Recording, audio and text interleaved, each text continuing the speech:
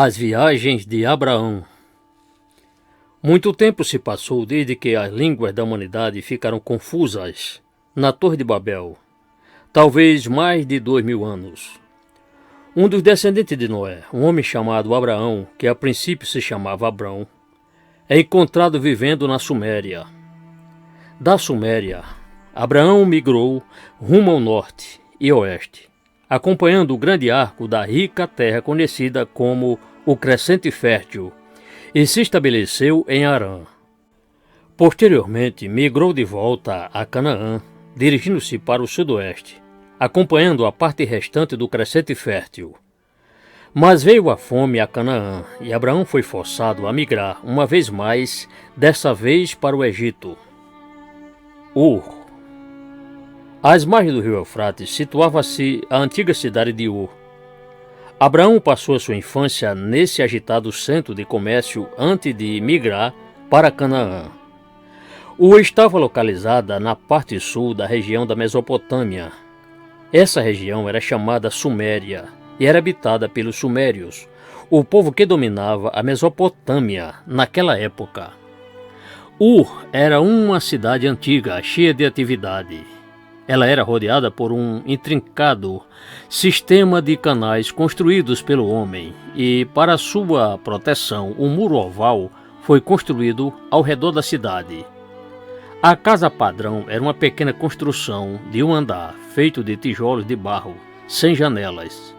As ruas sem pavimentação ficavam enlameadas quando molhadas. Não tinha sistema de esgotos nem coleta de lixo. O mercado era o centro de atividade da cidade. Aqui os sumérios se reuniam para negociar os seus bens e falar sobre as notícias da cidade. Fazendeiros que vinham dos campos ofereciam uma grande variedade de alimentos, incluindo cebolas, cevada e maçãs. Mercadores viajantes também traziam bens exóticos da Índia e outras regiões estrangeiras. O Crescente Fértil. Quando viajou de Ur a Canaã, Abraão seguiu o arco do Crescente Fértil. Trata-se de uma grande faixa de terra com formato de arco, onde o solo fértil e abundância de água podem ser encontrados em meio a um vasto deserto. O Crescente Fértil se estende para o nordeste de Ur até a área de Harã, uma cidade em que Abraão viveu durante algum tempo quando estava a caminho de Canaã.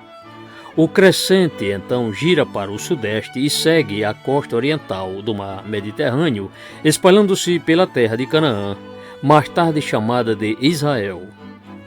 Não é de admirar que as antigas civilizações tivessem se estabelecido nessa terra frutífera. O gado e outros rebanhos prosperavam nas ricas pastagens, onde também cresciam trigo, feijões e cevada. Vários rios supriam a região, fornecendo água para vinhas, campos e jardins. Os rios também eram importantes para viagens e comunicações e ajudavam a formar e unificar os antigos impérios, povos que dominavam a Mesopotâmia. Nos tempos de Abraão, os sumérios eram o povo dominante na Mesopotâmia. Posteriormente, os babilônios dominaram a região. E, em seguida, os assírios. Os persas governaram depois da queda dos assírios. A seguir vieram os gregos e os romanos. A irmã de Abraão.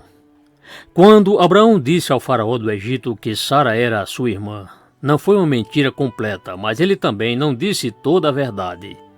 Sara era a meia-irmã de Abraão por parte de seu pai Tera. Gênesis capítulo 20, verso 12. Em outras palavras, Abraão e Sara tinham o mesmo pai, Tera, mas não a mesma mãe. A Bíblia não menciona as suas mães, mas diz que não eram a mesma pessoa. A fome.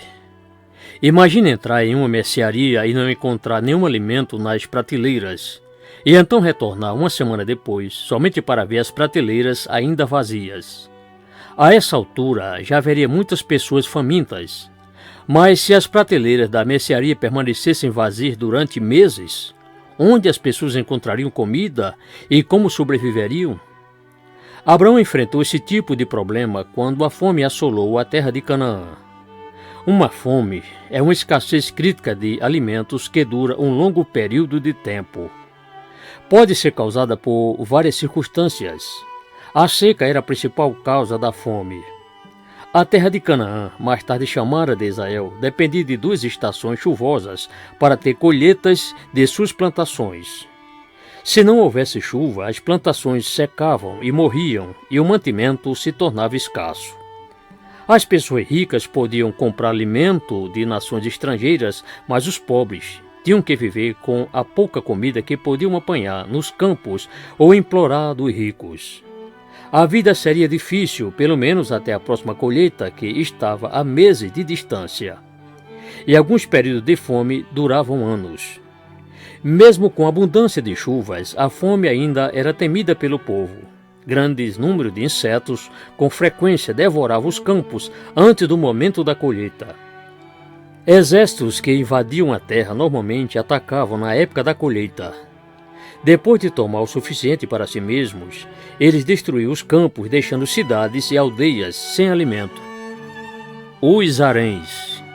No dia de Abraão, muitas pessoas, e particularmente os reis, pensavam que não havia nada de errado em ter várias esposas. Um rei podia ter até 1000 esposas, além de outras mulheres que não eram casadas com ele. Ele construía um lugar especial onde elas pudessem viver e mandar chamá-las quando desejasse. Essa edificação chamada harém era muito comum entre as nações antigas.